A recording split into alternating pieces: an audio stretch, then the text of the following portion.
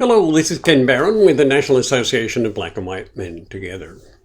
I'm glad you can join us. You might want to subscribe to us. Please like us or comment below. And today we're going to talk about the browning of America.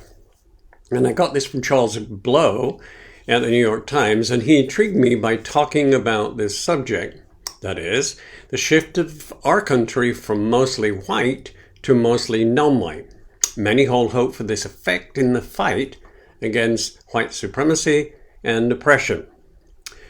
The most recent United States Census officially recognized 5 racial categories: white, black or African American, Asian American, American Indian, Alaska Native, and Native Hawaiian Pacific Islanders, as well as people of 2 or more races.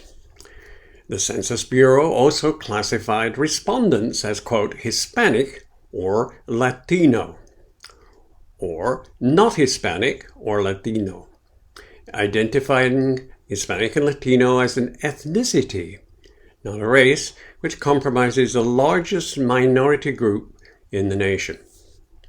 For Charles Blow, white supremacy is the only one face of the problem. The other is anti-blackness. You have to fight both.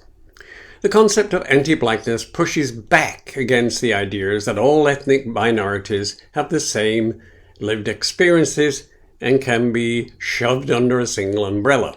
For example, in the United Kingdom, terms like BAME, which is a euphemism for Black, Asian, Minority Ethnic, and POC, People of Color, are used. While these terms can be useful in some situations, they shouldn't be used in reference to a specific race unnecessarily. For instance, referring to a black woman as a woman of color when you would or could refer to her as black. And that can undermine her specific lived experiences of being black. In too many societies around the globe where a difference in skin tone exists, the darker people are often assigned a lower caste. And when people migrate to this country from other societies, they can bring these biases with them, underscoring that you don't have to be white to contribute to anti-blackness. The Pew Research Center explored colorism in the Hispanic community and underscored how anti-blackness or anti-darkness is no respecter of race or ethnicity. It is pervasive and portends a future in which the browning of America does not succeed in wiping away its racial prejudice. Thus, Hispanics with darker skins are more likely to experience discrimination than those with lighter skin. About 2/3 of Hispanics with darker skin, actually 64%, report they have experienced discrimination or being treated unfairly, regularly or from time to time, compared with half of those with a lighter skin tone. Those differences in experiences with discrimination hold even after controlling for characteristics such as gender, age, education, and whether they were born in the US or abroad. Intolerance isn't only coming from outside the Hispanic community, but also from within it. It is clear that a majority of US Hispanics, understandably, say that too little attention is paid to race and racial issues concerning Hispanics, and that Hispanics say too much attention was paid to issues concerning black people. There really should be more concern for all groups and less of a belief that some are receiving too little or others too much. These issues around how darker skinned people of all races and ethnicities are perceived and treated must be addressed. This is in part because we are racing towards a future in which the share of minorities who are dark-skinned could well be only a fraction. By 2065, it's projected that not only will Asian Americans outnumber African Americans, but there'll also be nearly twice as many Hispanics in the country as black people.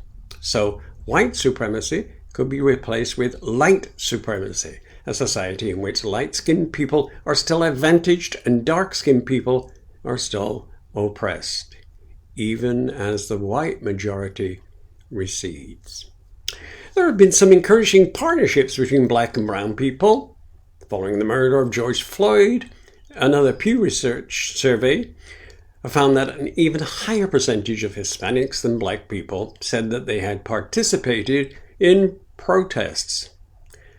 In Africa, British Nigerian actress Beverly Naya produced a documentary on Netflix titled Skin.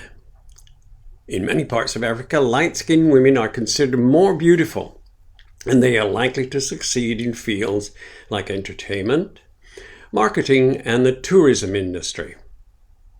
Slave masters had a special preference for slaves with lighter skin who were assigned less difficult indoor tasks as opposed to often horrifying outdoor duties. And now media portrayals of dark-skinned people have contributed to colorism. An African dermatologist said that one way that dark-skinned women dodge discrimination is by using skin bleaching or whitening agents.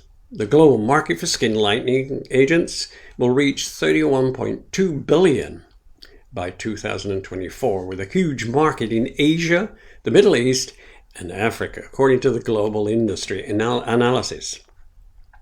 Skin bleaching can have negative health effects, and skin whitening agents have some components that reduce the protective effect of melanin in darker skinned people and may increase the risk of skin cancer.